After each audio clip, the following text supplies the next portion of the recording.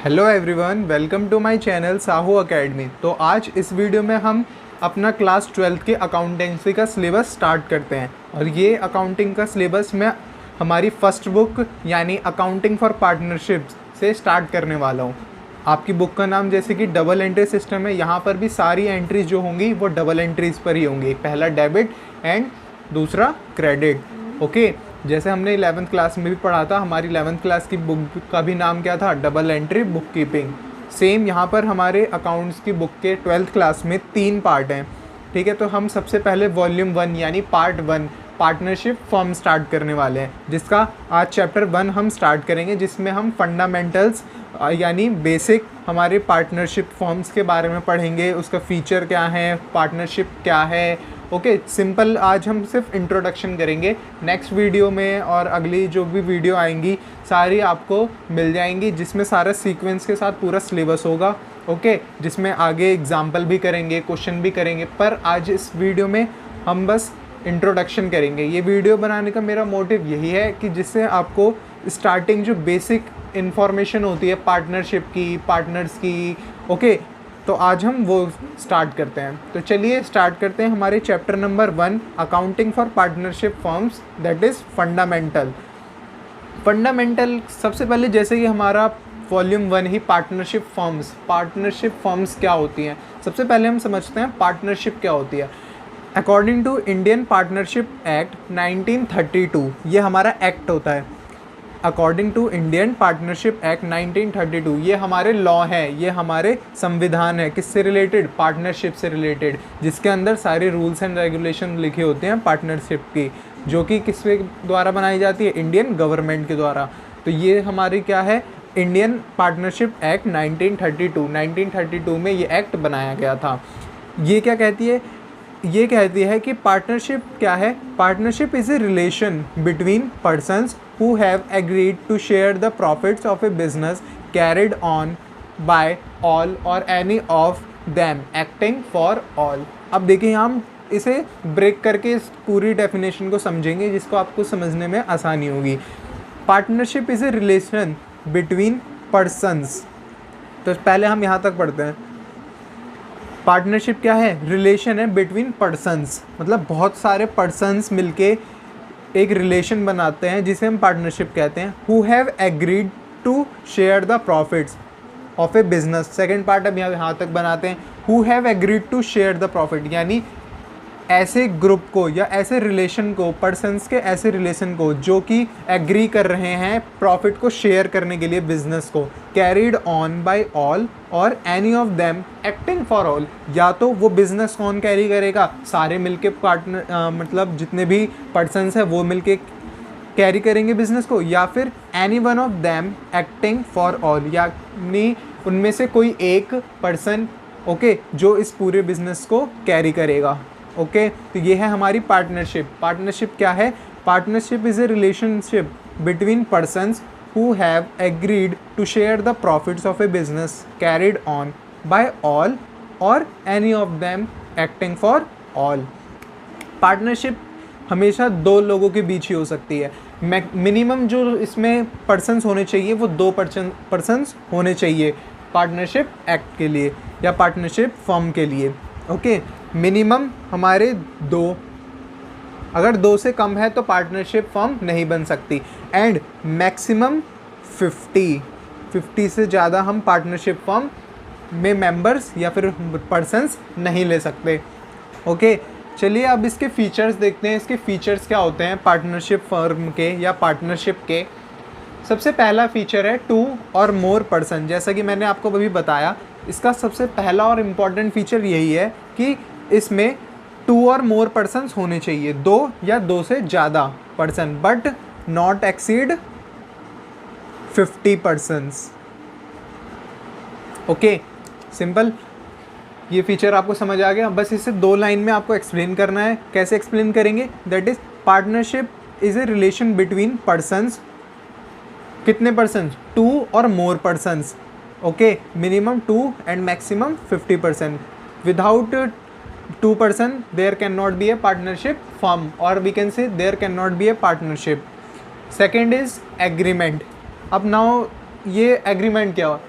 Agreement क्या है ये हम आगे काफ़ी डिटेल में पढ़ेंगे, अभी मैं आपको इसी वीडियो में आगे बताऊंगा। इसके बाद हम थर्ड पॉइंट देखते हैं अपना, लॉफुल बिजनेस। अब ये लॉफुल बिजनेस क्या है, जैसे कि नाम से ही पता चल रहा है लॉफुल, यानी इसमें जो भी ओनर होंगे बिजनेस के, जो भी मेंबर्स होंगे, वो क्या करेंगे, लॉफुल बिजनेस करेंगे, कोई भी इलीगल वर्क नहीं करेंगे। ओके, ये कोई चैरिटी के लिए भी हो सकता है। ओके, ये एक कहते हैं ना कि सोशल वर्क, उसके लिए भी हो सकता है, बट ये लीगल वर्क के लिए ही होगा। कोई भी अनलीगल वर्क जैसे स्मगलिंग, ओके, विंडफॉल गेम्स, ये सब इनके लिए नहीं है।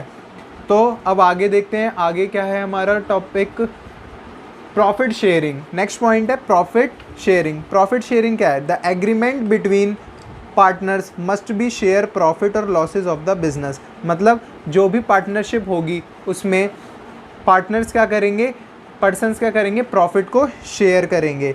ओके, अब आगे देखते हैं, नेक्स्ट है business can be carried on by all or any of partner acting for all. जैसे कि हमने रिलेशन अभी देखा भी है अपने पार्टनरशिप की डेफिनेशन में कि उसने यही कहा था कि बिजनेस जो कैरी करेगा या तो पर्सन, कोई भी एक पर्सन कर ले उस पार्टनरशिप में से, या फिर सारे पर्सन मिलके भी कर सकते हैं। तो ये था हमारा फीचर्स हमारे कंप्लीट हो गए हैं। अब हम अगले टॉपिक की तरफ बढ़ते हैं अपने, दैट इज़ पार्टनरशिप डीड, जो कि हमारा सेकंड फीचर भी होता है, जो मैंने अभी आपको बताया था एग्रीमेंट के बारे में, ये वही है पार्टनरशिप डीड। अब ये पार्टनरशिप डीड क्या होती है, partnership deed comes into existence by an oral और रिटन एग्रीमेंट। पार्टनरशिप डीड क्या है, ये या तो ओरल या तो रिटन एग्रीमेंट है। किन के बीच एग्रीमेंट है, पार्टनरशिप फर्म्स के अंदर, यानी फर्म्स में जितने भी पर्सन्स हैं जो कि वो पार्टनरशिप फर्म चला रहे हैं, बिजनेस चला रहे हैं, उनके बीच ये एक क्या है, एग्रीमेंट। ये एग्रीमेंट ओरल भी हो सकता है और रिटन भी हो सकता है, but it is better to have written agreement. But ये बेटर कौन सा होता है कि हमारे पास रिटन एग्रीमेंट हो। अब ये बेटर क्यों है, टू अवॉइड एनी डिस्प्यूट, जिससे आगे हमारे कुछ डिस्प्यूट हो, यानी अगर कुछ प्रॉब्लम्स आती है या फिर गवर्नमेंट पॉलिसीज़ में कुछ चेंज कर देती है तो ये हमारा वहाँ पर काम आता है, ये बेनिफिट देता है। इसलिए ये बेटर होगा कि हम रिटर्न डॉक्यूमेंट यानी रिटर्न एग्रीमेंट ही बनवाएं पार्टनरशिप डीड के लिए। This written document known as partnership deed. अब ये जो पार्टनरशिप डीड होती है वो यही रिटर्न एग्रीमेंट होता है, यानी पार्टनरशिप की एक नई पार्टनरशिप डीड की डेफिनेशन क्या बन गई, partnership deed is an important legal document. Partnership deed क्या है, एक इम्पॉर्टेंट लीगल डॉक्यूमेंट है which defines relationship among the partners, जिसमें क्या होते हैं, रिलेशनशिप्स होते हैं पार्टनर्स के बीच की, क्या क्या उसके बीच रिलेशंस है जितने भी पार्टनर्स होंगे। इसमें क्या होता है, डिस्क्रिप्शन ऑफ पार्टनर होता है, यानी पार्टनर्स का नेम, डिस्क्रिप्शन और एड्रेस लिखे होते हैं पार्टनर्स के, और फिर फर्म का एड्रेस, फर्म का नेम, ओके। फिर उसके बाद बिज़नेस का नेचर कि किस नेचर का बिज़नेस है। देन उसके बाद कैपिटल कंट्रीब्यूशन, यानी इस बिज़नेस में कितने पार्टनर्स ने कितनी कितनी कैपिटल लगाई है। एंड देन उसके बाद प्रॉफिट शेयरिंग रेशो होता है, इंटरेस्ट होता है। तो ये सब इसमें दिया होता है, यानी जितने भी रिलेशनशिप होती है अमंग्स पर्सन्स, और we can say among partners in the partnership firm, तो वो क्या होते हैं, हमारी पार्टनरशिप डीड।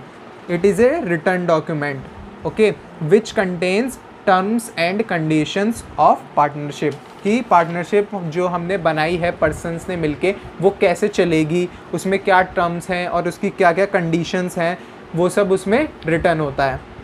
ओके, ये हो गई हमारी पार्टनरशिप डीड। अब नेक्स्ट आगे बढ़ते हैं हम अपने नेक्स्ट टॉपिक पर, importance of partnership deed.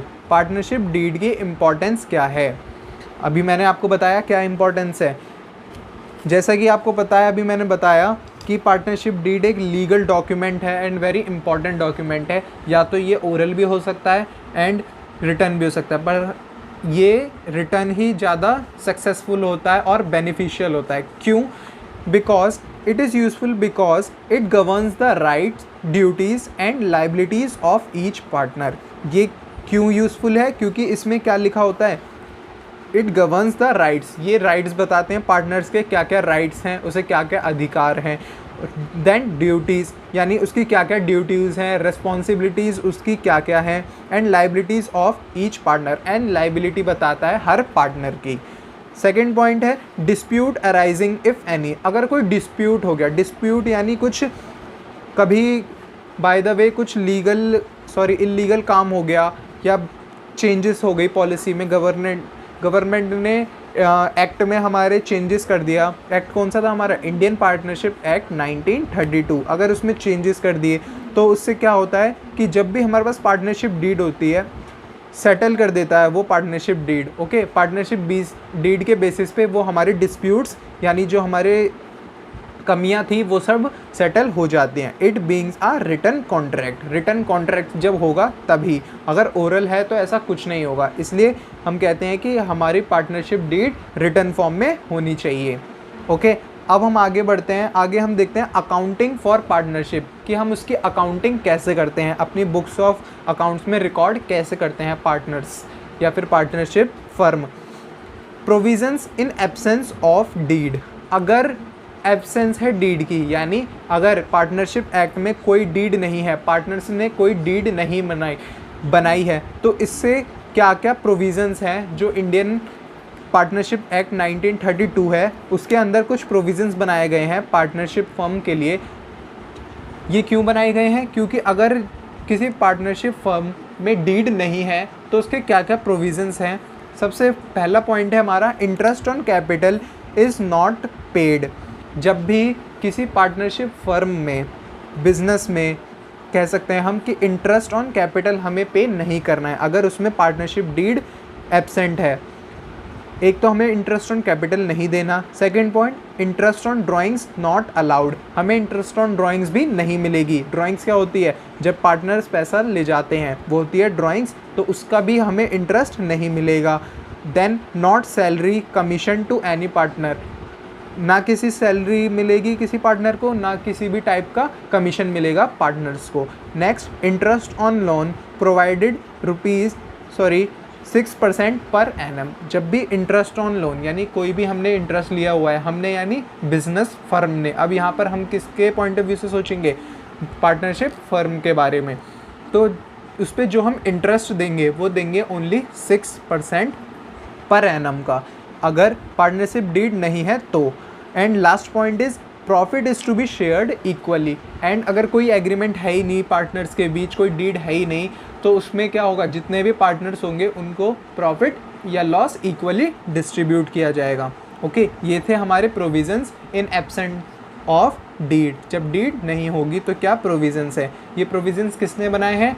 Our Indian partnership act 1932। Okay, आगे बढ़ते हैं। अब कुछ बेसिक टर्म्स हैं वो मैं बता देता हूँ, एक नंबर में आ जाते हैं ये। पार्टनर्स क्या होते हैं? पार्टनर्स जैसा आपको पता ही है, the persons who have entered into a partnership are individually called partners. जो भी पार्टनरशिप के अंदर पर्सन्स हमारे इन्वॉल्व हुए हैं वो सब क्या है? पार्टनर्स हैं, उन्हें इंडिविजुअली हम पार्टनर्स कहते हैं। फर्म क्या है? फर्म किसे कहते हैं? Collectively it is called firm, यानी जो भी पर्सन्स आए पार्टनरशिप के अंदर उन्हें कलेक्टिवली हम क्या बोल देते हैं? फर्म बोल देते हैं। अब फर्म नेम क्या होता है? The name under which the business is carried called firm name. जिस भी नेम पे बिजनेस कैरी हो रहा है वो हमारा क्या होता है? फर्म नेम होता है। ओके, तो आज की वीडियो में बस इतना ही। इसका मेन मोटिव मेरा यही था जिससे आपको क्लियर हो जाए अकाउंटिंग की, पार्टनरशिप्स की डीड या पार्टनरशिप की डेफिनेशन। ओके, तो ये आप एक बार, अगर आपको ये समझ ना आए तो एक बार वीडियो दोबारा देखिए, एंड वीडियो को हमेशा पूरा देखिए। अगर आप पूरा वीडियो देखेंगे तो आपको क्लियरली समझ आ जाएगा। तब तक के लिए आपको अगर मेरी वीडियो पसंद आई हो तो वीडियो को लाइक करिए, चैनल को सब्सक्राइब करिए एंड बेल आइकन प्रेस करिए फॉर लेटेस्ट अपडेट्स के लिए, एंड आगे की वीडियोज़ के लिए ट्यून्ड रहिए। Thank you.